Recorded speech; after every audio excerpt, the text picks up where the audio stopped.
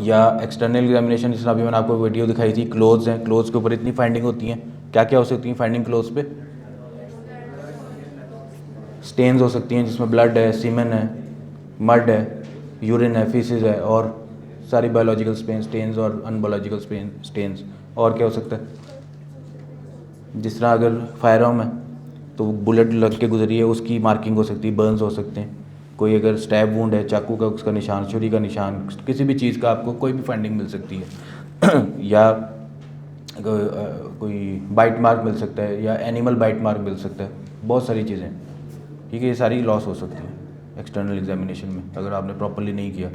ये electrical lesion, snake bite marks, ये electrical lesion अगर पाँव पे लगे इस तरह से स्मॉल सर्कुलर इसका मार्क आता है, ये बाइट मार्क हो सकते हैं, या फैंग मार्क हो सकते हैं स्नेक बाइट के अंदर। प्रॉपरली अगर आप एग्जामिन नहीं करोगे तो ये मिस हो जाते हैं। फॉल्टी इंटरनल एग्जामिनेशन, ये जो भी मैंने आपको चीज़ें बताई हैं, ठीक है। फिर उसके अलावा कोई इंजरी हो सकती है, जो आपने चेस्ट अगर कोई ओपन कर रहा है, ठीक है, सेंटर से ओपन करते हैं ना, यहाँ से टॉप से जो आप करोगे, उधर ही अगर कोई इंजरी है, उधर ही कोई बुलेट मार्क है, जब ओपन करते करते उसने बुलेट मार्क को ही काट दिया, तो ये क्या हुआ? फाइंडिंग लॉस होगी उसकी, आप फाइंडिंग ही ख़राब कर दी उसने वो बॉडी ओपन करते हुए। फेलियर इन हिस्टोलॉजिकल एग्जामिनेशन या टॉक्सिकोलॉजिकल एग्जामिनेशन। अब ये होता है कि proper material is not collected from the proper site containing the microscopic lesion. Suppose myocardial infection है या कोई इंजरी है, टिश्यू इंजरी है, उसको आपने टिश्यू सैंपल कलेक्ट करके हिस्टोपैथोलॉजिकल या पैथोलॉजिकल डिपार्टमेंट में भेजना है। अब अगर इंजरी है सपोज लिवर के राइट पोर्शन में, आपने लेफ़्ट वाला उसको भेज दिया, इम्प्रॉपर साइट से इम्प्रॉपर कलेक्शन करके आपने भेज दी, तो उस पर ज़ाहिर नहीं आएगी फाइंडिंग। या अगर स्टमक भेजना था, आपने स्टमक का सिर्फ अपर पोर्शन लेके भेज दिया, या इंटेस्टाइन का पोर्शन भेज दिया, स्टमक छोड़ दिया, तो आपने सैंपल ही प्रॉपर कलेक्ट नहीं किया, तो ये फॉल्टी हिस्टोलॉजिकल एग्जामिनेशन या फॉल्टी कलेक्शन ऑफ स्पेसिमन, ये इसमें आ जाता है।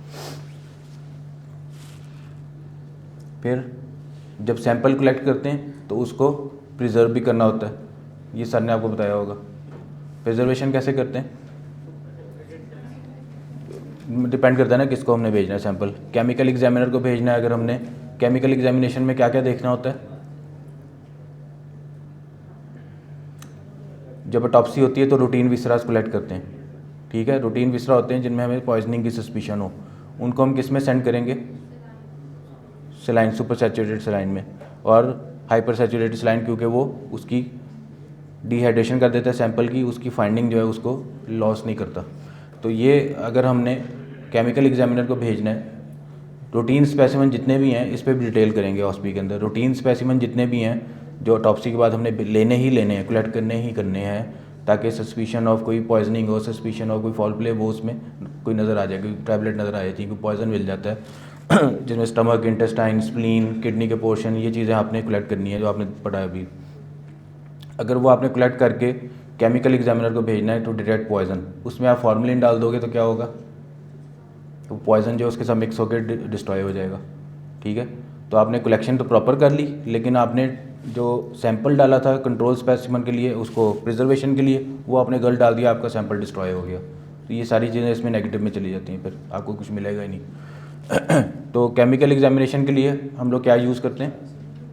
रूटीन विसराज के लिए सुपर सैचुरेटेड सलाइन, और केमिकल एग्जामिनर को हम भेजते हैं ताकि कोई पॉइजनिंग डिटेक्ट कर ले, कोई टैबलेट मिल जाती है, कोई लीव्स मिल जाते हैं, भंग लीव वगैरह या कोई टोबैको लीव्स वगैरह लेकिन अगर हमने चेक करना है कोई ब्रेन इंजरी तो नहीं, ब्रेन का टिश्यू लेके भेजना है, या हमने चेक करना है कोई किडनी में कोई इंजरी तो नहीं, या कोई उस स्टमक के एरिया में कोई इंजरी तो नहीं, उसका सैंपल लेके हमने भेजना है इंजरी चेक करने के लिए, टिश्यू इंजरी चेक करने के लिए, वो किसको भेजेंगे? हिस्टोपैथोलॉजिकल एग्जामिनेशन के लिए। हिस्टोलॉजिकल, हिस्टोपैथोलॉजिकल आ गया इससे। हिस्टोलॉजिकल मतलब हिस्टोलॉजी, पैथोलॉजिकल मतलब कोई डिजीज़ या कोई इंजरी देखने के लिए, हिस्टोपैथोलॉजिकल। उसमें हम वो किस में भेजेंगे सैंपल? वो फॉर्मेलिन में भेजेंगे। फॉर्मेलिन में क्योंकि हमने उसमें इंजरी देखनी है या कोई हमने उसमें फाइंडिंग देखनी है, वो फॉर्मेलिन से डिस्ट्रॉय नहीं होगी। लेकिन जो फॉर्मेलिन अगर हम किसी पॉइजन के साथ मिलेगा केमिकल एग्जामिनेशन के लिए जो हम भेज रहे हैं, तो वो मिलके केमिकल चेंज बना देगा, उसको डिस्ट्रॉय कर देगा। कॉन्सेप्ट समझ आया इसका कि क्यों हम केमिकल के अंदर फ़र्क भेजते हैं स्पेसिमन वो प्रिजर्वेटिव और हिस्टोपैथोलॉजिकल के लिए अलग भेजते हैं, ये इसका बेसिक डिफरेंस है।